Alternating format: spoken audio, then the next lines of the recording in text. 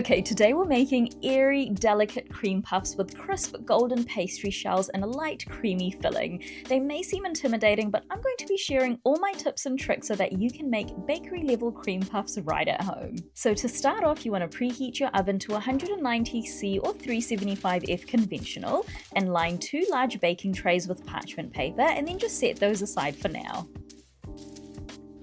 Next, we're going to make the choux pastry dough. So into a medium saucepan, add 180 grams or 3/4 of a cup of water, 60 grams or a 1/4 cup of whole milk, 113 grams or half a cup of unsalted butter, 13 grams or 1 tablespoon of white granulated sugar, and half a teaspoon of salt. Now place that over a medium heat and stir occasionally until the butter has fully melted and the mixture just begins to boil. Now once it reaches a boil, take the saucepan off the heat and immediately add in 120 grams or 1 cup of all-purpose flour all at once, and then using a spatula stir vigorously until a smooth dough forms and no dry flour remains. Now you want to return the saucepan back onto a low to medium heat and continue stirring gently for about 1 to 2 minutes until the dough forms a ball, pulls away from the sides of the pan, and leaves a thin film on the bottom of the saucepan. You just don't want to overcook it, otherwise the butter can start separating from the dough, so if it begins looking shiny, you just want to take it off the heat. Next, you want to transfer the dough to a large mixing bowl and add in half a teaspoon of vanilla, and then using a hand or stand mixer on low speed, mix for about 1 minute just to slightly cool down the dough. Once done, it should feel warm but not hot. If it still feels too hot after mixing, just let it cool for a few minutes before moving on to the next step, which is adding in the eggs. So for the eggs, you want to crack 4 large room temperature eggs into a separate bowl and whisk them together before we start gradually adding the eggs to the dough. This is one of my top tips to ensure that you get the right consistency for your dough, because you may not need to use all of the eggs. So to start off, you want to add about 1/4 of the egg mixture into the dough and mix well on low speed until fully incorporated. And then you want to add another 1/4 and mix again.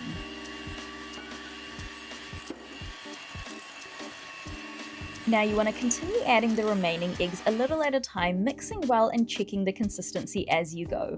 Now, as I mentioned earlier, depending on the dough, you may not need all the egg mixture. Factors like humidity levels and how much the dough was cooked out in the first step may result in a dough that has more or less liquid and therefore may require more or less egg. So to check when the dough is ready, it should look smooth and glossy and slowly fall off the spatula and create a thick V shape. It should hold its shape relatively well but still have a little movement to it. So once your dough is ready, you want to transfer it into a piping bag fitted with a large round piping tip. I'm using a 1A piping tip.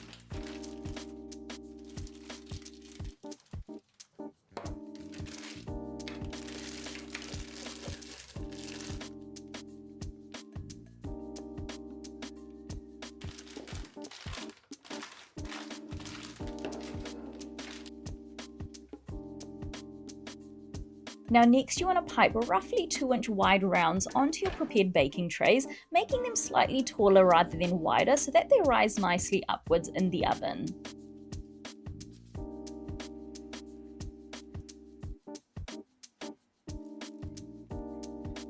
Next, you want to dip your fingers into a little water and gently smooth down any peaks on top of the dough.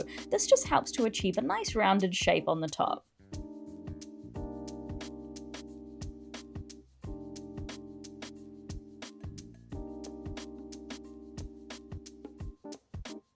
Now lastly, you want to lightly dust the tops with powdered sugar. This just helps to achieve a nice uniform crust and a beautiful golden color on the top.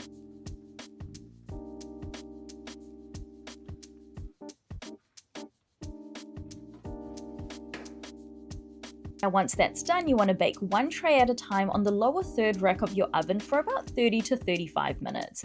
You want the cream puffs to be deep golden brown, beautifully puffed up, feel light in weight and sound hollow when tapped. Now once baked, you want to turn the oven off, crack the oven door slightly open and let the cream puffs sit inside for another 10 minutes. This helps prevent them from collapsing or deflating when taking them out of the oven. Now once that's done, you just want to remove the tray from the oven and then turn the oven back on and repeat the same cooking process with the remaining cream puffs. Now once the cream puffs have cooled and are ready to be filled, you want to prepare the filling.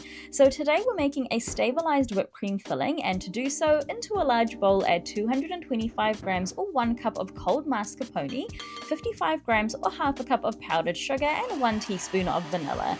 And then using a hand or stand mixer, mix on low speed for about 10 seconds, and then increase to medium-high speed and mix for about 1 minute until smooth and well combined. Next, you want to add in 335 grams or 1.5 cups of cold whipping cream, and then start mixing on a low speed just for about 10 seconds so that everything doesn't, kind of splatter everywhere, and then increase to medium-high speed and whip until you reach stiff peaks. You just want to keep a close eye on it because you don't want to over whip the cream. Now once the filling is ready, you want to transfer it to a piping bag with a 1M star piping tip on it, and then we are ready to assemble the cream puffs. So there are 2 ways that you can fill the cream puffs. Firstly, you can pipe the filling into the bottom of the cream puffs. So to do so, just gently push the tip into the bottom of the cream puff, squeeze gently until it feels full, and then dust the tops with powdered sugar. The second way is the open style, which is personally my favorite because I just think it looks so nice. So for the open style, you want to carefully trim the tops off the cream puffs using a serrated knife, and then you want to pipe the cream onto the bottom half of the cream puff using a swirling motion,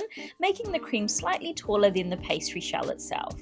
Then you want to gently place the top back on and finish with a light dusting of powdered sugar. Now cream puffs are best eaten as soon as possible, and the shells are the best on the day that they're made, so I do recommend filling and eating them on the same day that they're made. These cream puffs are crisp, light, creamy, and honestly taste so bakery style fresh. The pastry is delicate and airy and pairs perfectly with that rich whipped cream filling. So that is it for today, guys. If you do decide to give this recipe a go, then please do leave a review on our blog. It really helps our content out here at Cakes by MK, and I'll see you in the next video.